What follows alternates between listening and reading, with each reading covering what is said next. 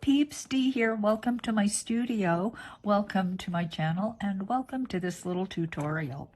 You know, some days in the studio are diamonds, some days are coal, and some days are somewhere in between. And this is somewhere in between.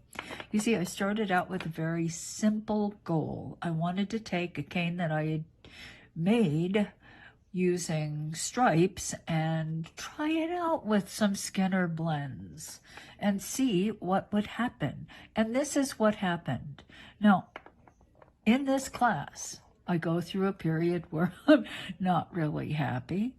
And then, as I usually do when I'm not really happy, I just keep pushing it.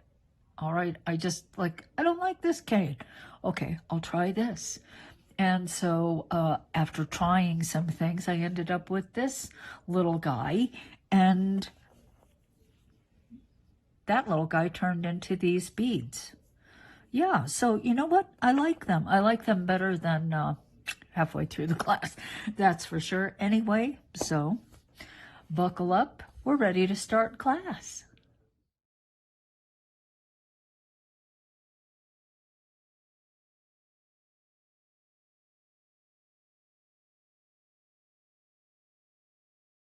So this is what I'm starting with. 2 ounces of black, 2 ounces of white, 2 ounces of ultra blue, and 2 ounces of violet. So the first thing I'm going to do is I'm going to make 2 Skinner blends.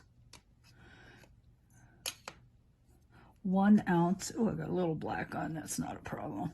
1 ounce to 1 ounce of the ultra blue, 1 ounce to 1 ounce of the violet. Okay, so let me get that done. I'll be back.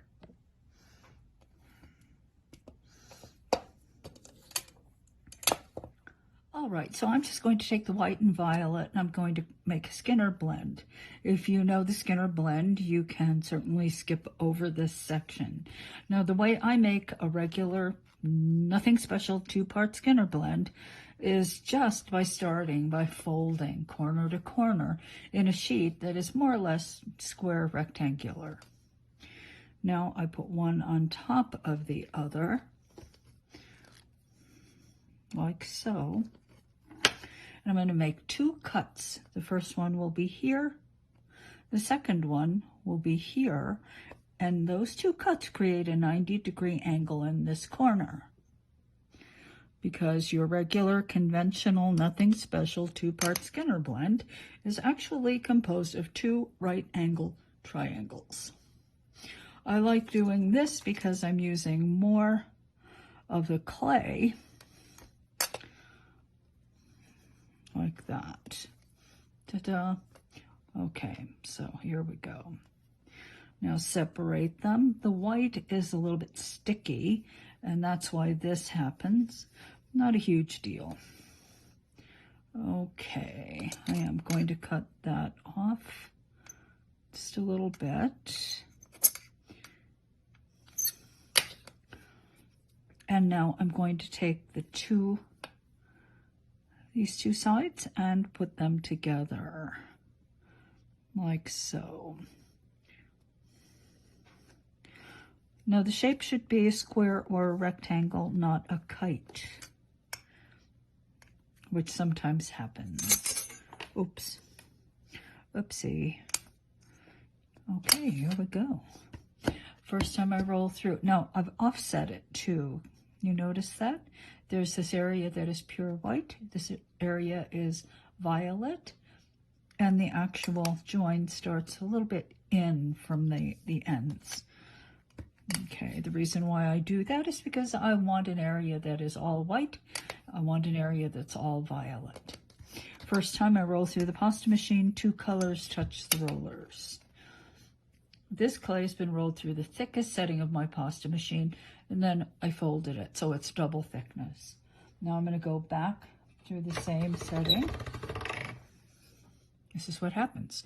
Every time after, you're going to fold exactly the same way. White on white, violet on violet, like so. Place the fold on the rollers and roll through.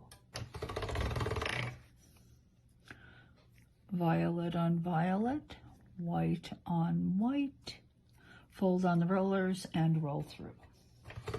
All right, so let me continue. I will do that until I have a Skinner blend. All right, so here's my blend. Now, it's quite a bit thinner. What happens sometimes is, I was rolling it through the thick setting, and as you roll, the clay gets wider and wider until sometimes it gets difficult to even have enough clay to fold. And that's what happened here. So I placed a blended edge on the rollers, and I rolled it through a thinner setting, which is 3, and I continued that way. Okay, all right, now we're going to make a plug. And what a plug is a really efficient way of storing Skinner blends. And also I utilize this shape, the plug shape, quite a bit when I'm making canes, as we are going to in this little tutorial. Okay, you can see I'm rolling the blend back on itself. I am not rolling from one color to another, like so. Now, to make this shorter, all you're going to do is take your hands and roll to the center like that. So in a sense, it's like reverse reduction, right? When you're reducing a cane, you generally start this way. Your hands are moving out.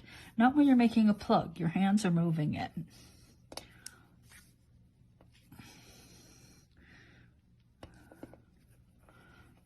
There we go.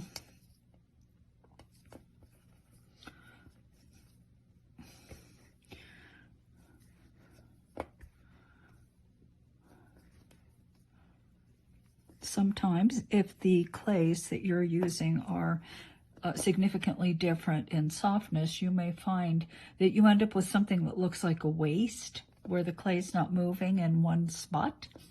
If that happens, it's not a problem. Just take and push like this. Twist and just push. And the clay will then respond. Okay.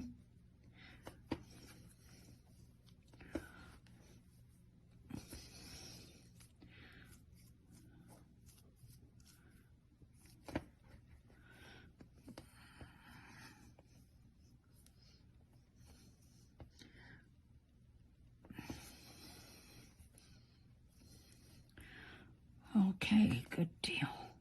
Want it a bit shorter.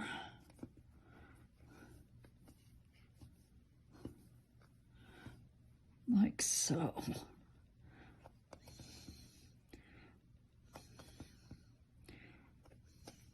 Something like that. This is about 1 inch tall.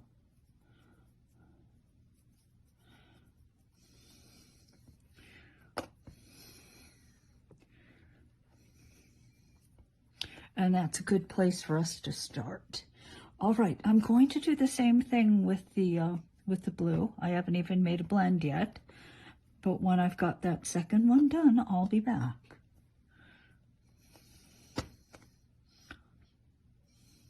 All right, so here they are, 2, and I think I'm going to arrange them like this. Okay, now I'm going to take this whole block and form it into a square.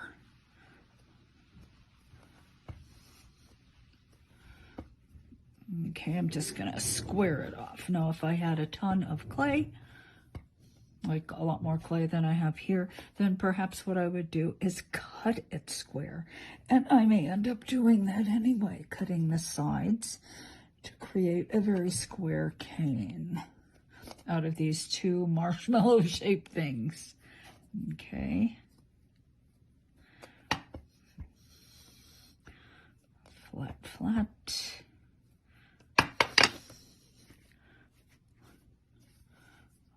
Like so. I flatten a bit more.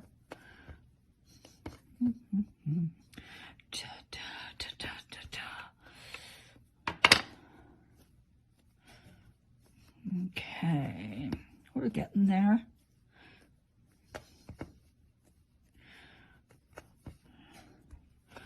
I've never done this before, so it's kind of an experiment. You're in on an experiment.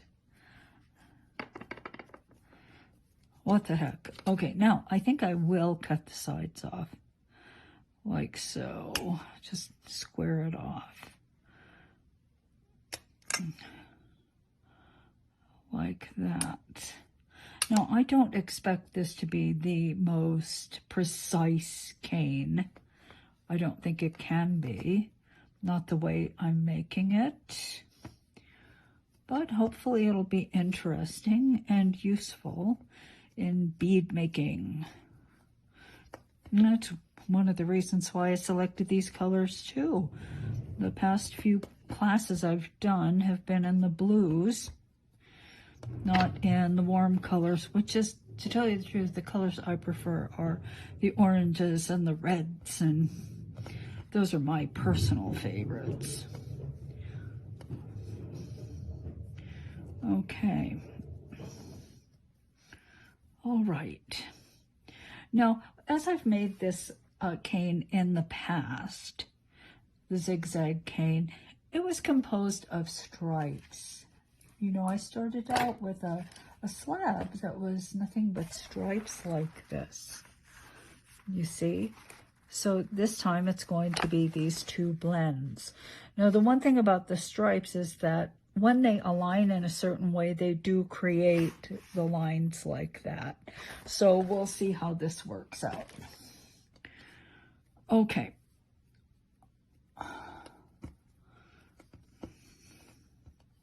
It's going to be different. We'll see. Hopefully it'll be great. Maybe not. All right, so now I'm going to cut from corner to corner. I'm just going to walk the blade down.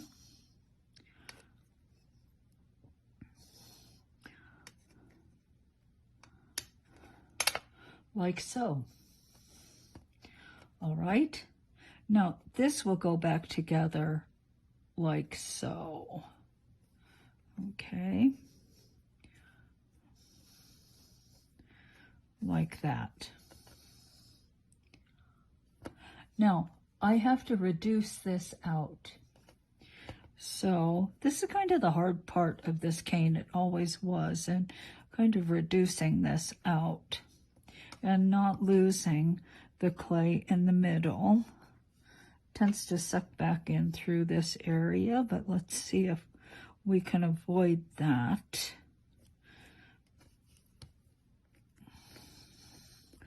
Just do our best. And I'm pushing down on it, but I'm also stretching it out sideways. Push and stretch kind of thing. Push and stretch.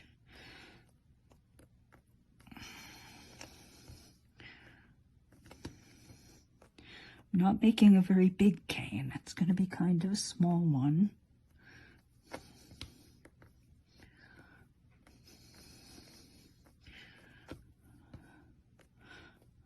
But canes tend to grow, and they take a lot. They can take a lot of clay, and I don't think that's what we want at this point.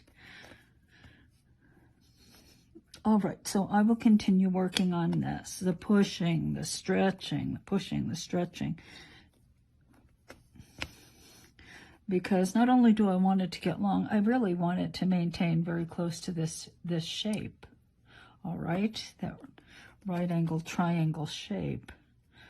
Starting to get to the point though where I can stretch it out. Which also helps if you can get the clay to the point where you can just grip the ends and twist and pull, then that's a good thing as well.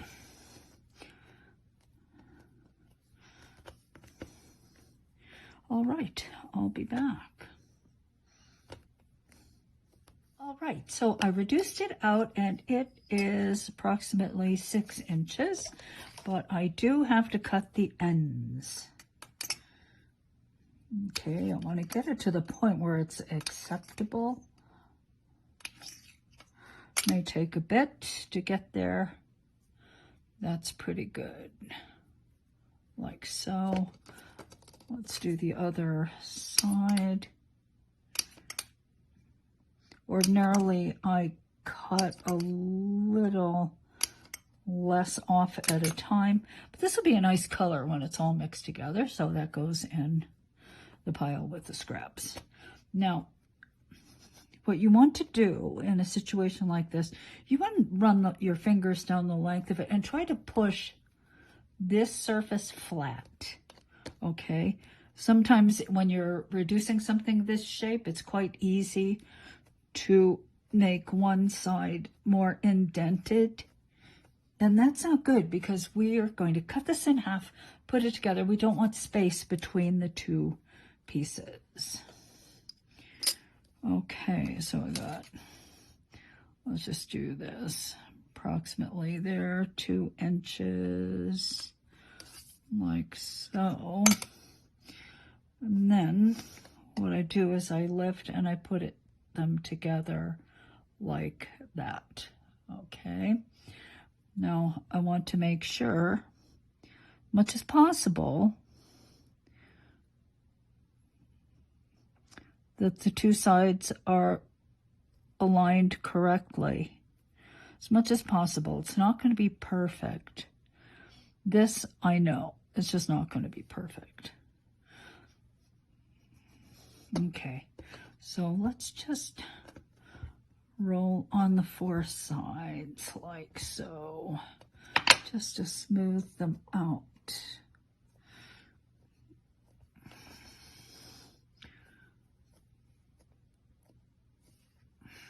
Okay, but I am trying to make a square cane.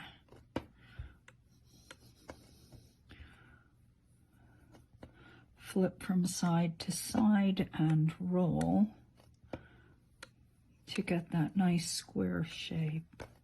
Now this is going to be reduced out.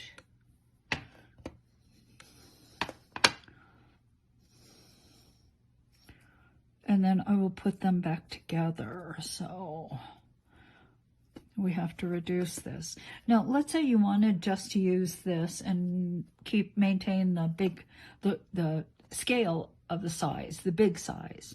Well, then you would just retain the size and cut individual slices and piece them together as you want them to go. So it depends on what you do next, depends on what your purpose is, what the goal is for you in making this cane. Now we want to make some beads, so I want the scale to be smaller than it is at this point. So let us reduce this.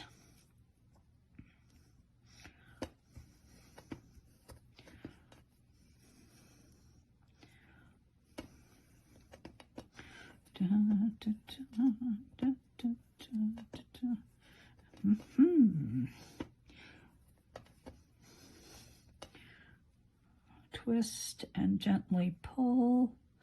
The clay is nice and soft inside, so I'm not worried about it cracking apart. An old cane, you would probably not want to do this quickly. You would have to prepare the clay inside. That is soften it.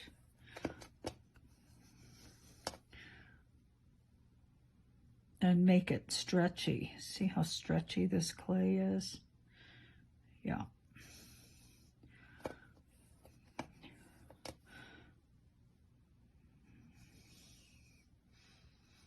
There we go. The ends are always a little bit thicker. The center stretches out more. So you may have to pay a little more attention to the ends. Squeeze them to make them the same size as the middle section. All right, so this is our basic cane. Just what I just did. What I just did. Let's cut the ends. That's pretty good. And that's fine. So here's one end. Here's the other end. Now let's cut this in half. Da, Okay, so I am just going to move this over, cut it at 2 1/2. All right, so let's see how we can put this together.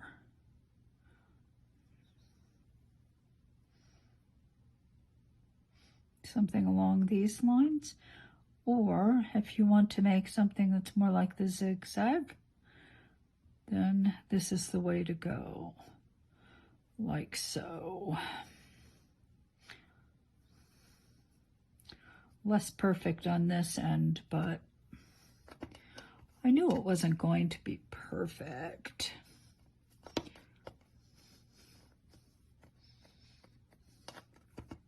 Okay, so let's give it a go. Cut it in half again.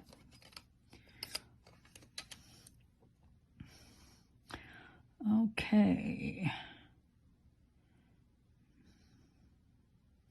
Yeah, I'm just going to try to put the 2-inch, center the 2 inches on my cane and cut.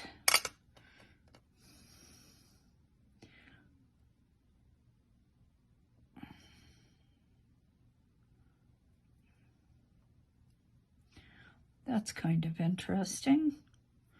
Or you can flip it over, make boxes like that.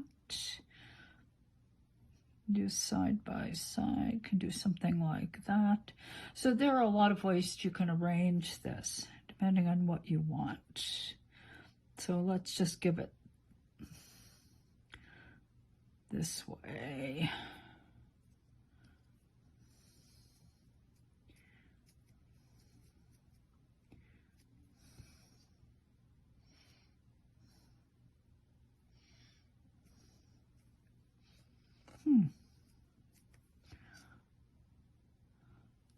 I've only made this cane using stripes,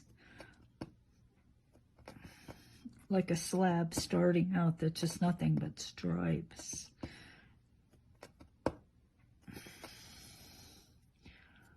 So that's kind of interesting. Let's take a cut.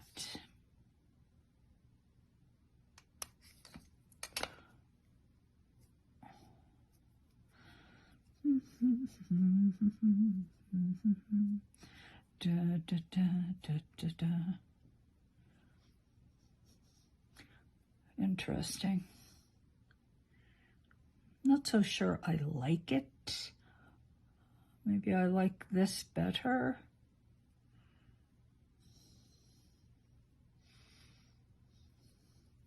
Mirror image everything. I do. I think that maybe this is a better look. Like so. So let's leave it here this way. And let's make a bead out of this. Because why not?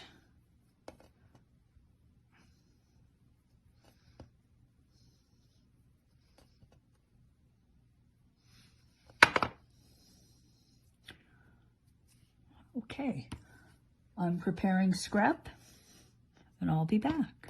All right, so let's make a bead. Rolled my cylinder. Let's see, it goes like that, and then it starts here, and then it goes, and it's a little, this is a little big. Make it smaller. Okay, let's give this a try.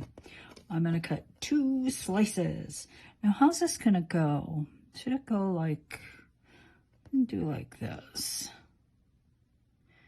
1, 2 slices, and they appear to be between 1.5 and 2 millimeters. That looks pretty good. Let's match them up. Over we go, just a little too big, so we'll do the Shriver. Now, some of you are not familiar with Sarah Shriver. S-H-R-I-V-E-R. She is a polymer clay institution. She's been doing clay a long time. If I've been doing clay a long time, she's been doing clay longer. Okay, so let us eliminate this extra clay. This is what she taught. She taught me how to do this. And it's mighty smart. Just cut to the middle. See, I just cut a wedge. Just remove that extra clay and take the two sides and push them together. And now you have a perfect fit. Okay, excellent.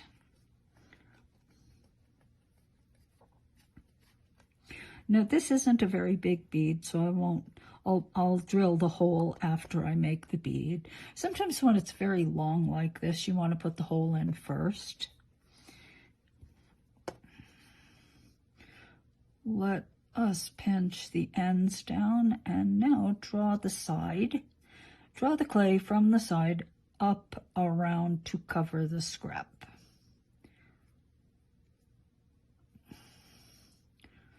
Like so.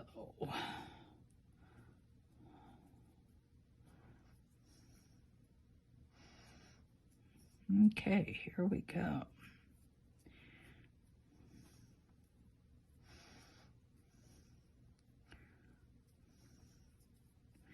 Da, da, da, da, da, da, da.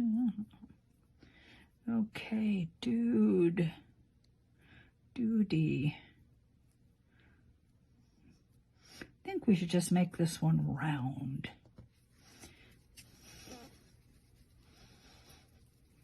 Like so. Do I love this bead? No, I do not. I do not.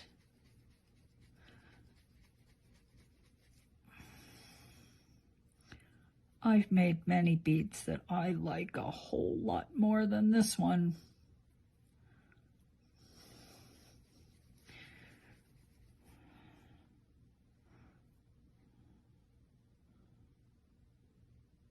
Is it terrible? No, it's just meh.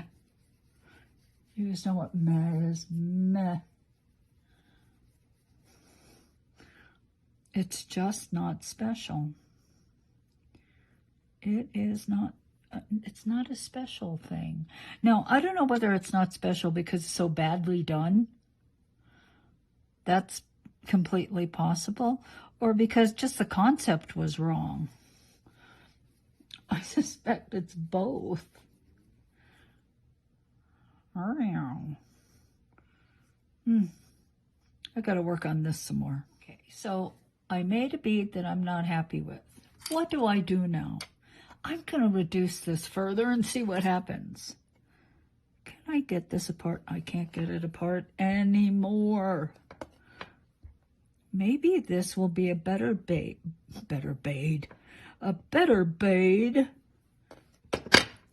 if it's scaled down. Possible. And you know what? I have nothing to lose. I have absolutely, positively nothing to lose by doing this.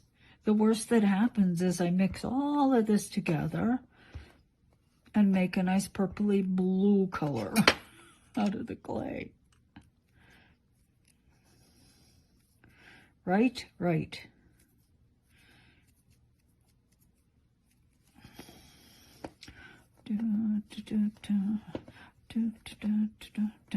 Hey.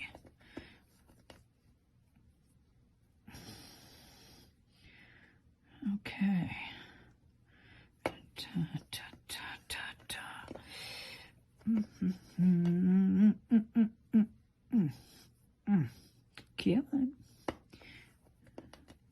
Come on, little cane, do your thing. We're doing our thing. Because maybe just scaling it down might be just the thing it needs. Because right now I don't consider this a useful cane, to tell you the truth. I just think that it's not ever going to be anything that I will use.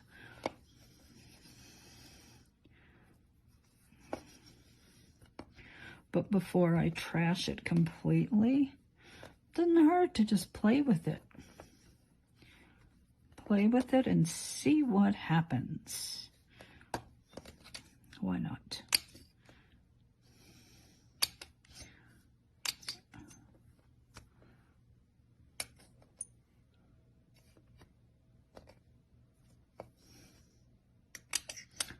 All right.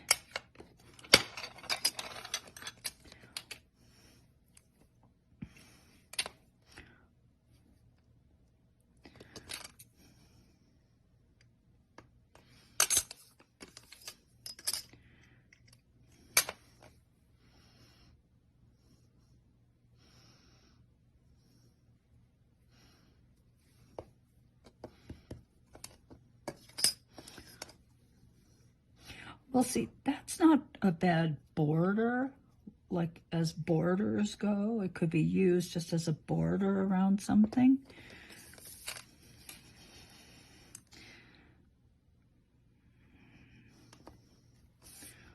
Let's see about making this guy a cane that will make a bead. Okay, so let's give this a go.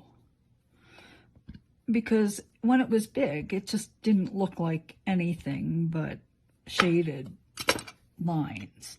But here it's starting to look more like a ethnic blanket or something. Okay, let's give it a go. I still have some of this hanging around. I'm going to cut 2 slices. First slice is a little irregular, set that aside. Doink, doinkity.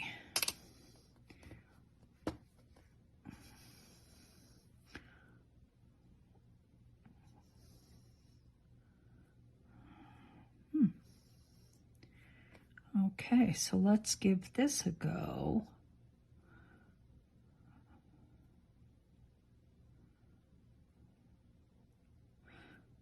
It couldn't be worse.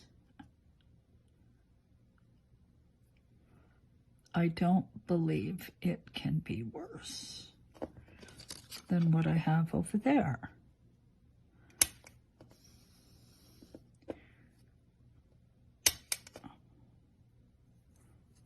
Okay.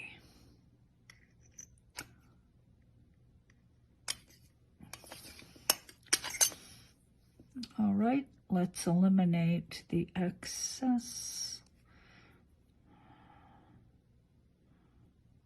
Just cutting it away. Close. Roll.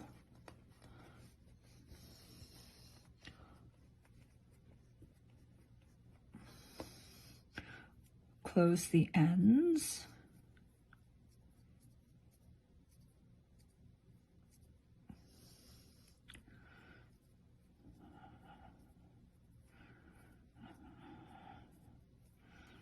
Like so.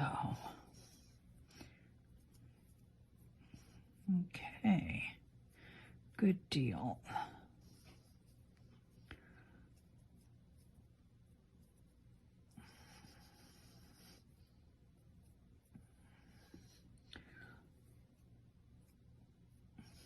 And let's roll this one into a ball and see what we have.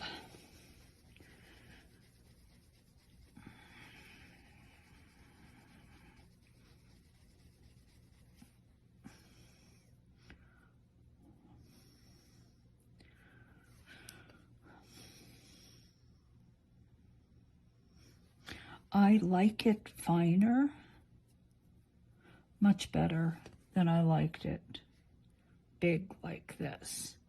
But let's try one other thing. Let's try reshaping this and stretching it out. Because an improvement, a further improvement, might be a different shape. Something more like barrel shaped. Kind of elongates these diamond shapes just a bit.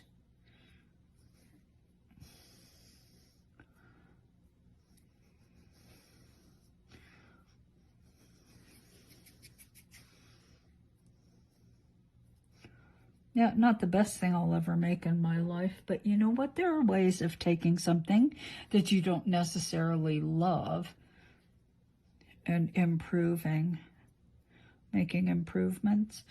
You know, a bead like this could be part of something else. I think also, just personally, I know that had I worked the colors I prefer, I would have liked it more. But I'm thinking that this would have looked better with just the ultra blue and maybe turquoise, like two blues instead of the ultra blue and the violet.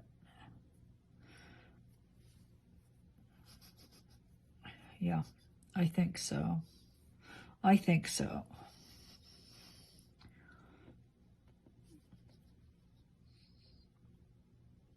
Okay, let's put the hole in.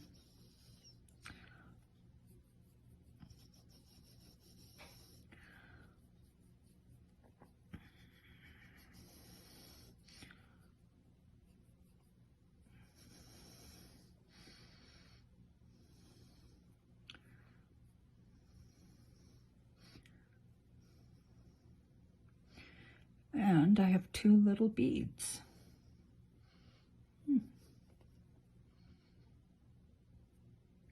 I really don't like that one. I like this one though. All right, peeps, let me show you what I did with this. I decided that I would just try squashing them slightly so they're more like a coffee bean shape. And then I added a few little crystals just right at these intersections. So each bead has 4. But I like this much better now. Now, I'm not sure I would make a necklace only of them. Maybe, maybe not. But I do like them quite a bit more, especially with the texture. If you look. And maybe it's that the texture makes them look more like textiles. You see? There's some textile that looks kind of like this. Rugs, maybe blankets, something like that. Anyway, so I like them quite a bit more now. Ta-da! All right, here we are at the end of class. Well, it was more like a studio session because, and let me tell you how I define studio sessions. I sit down, I have a general idea of where I'm going, but I don't honestly know where I'm going to end up. Yeah. And so sometimes we end up in a really good place. Sometimes we end up in a really bad place. By the way, you don't see those. And sometimes we end up somewhere in the middle, which is what I consider this to be. It's not like the best thing I've ever made. It's not the worst. It has usefulness. And perhaps the most useful lesson in this lesson is that if you don't like something, go right ahead and do something else with this something. And you may be happier. And I am happier. I'm much happier. I think that these are just dandy. Not the best things I ever made, but certainly not the worst. And maybe it's the color. These are not really my colors. Yeah, I know a lot of people love purples and blues and stuff. I tend to veer toward the warm colors. I decided I would go ahead with the blues because a lot of the beads I've been making have been in the cooler color families. So I figured there was something to be learned from that too. All right, so that's it. If you enjoyed the class, please push the like button. Give me a thumbs up. If you're not a subscriber, please subscribe. That helps a lot. Really helps me a lot, and I really appreciate it. So thanks for tuning in. I hope you make lots of canes, make lots of beads, have lots of fun, and polymer clay is fun. Yeah, without a doubt, it's a good time. So I am Donna Kato, and I'm signing off. Bye.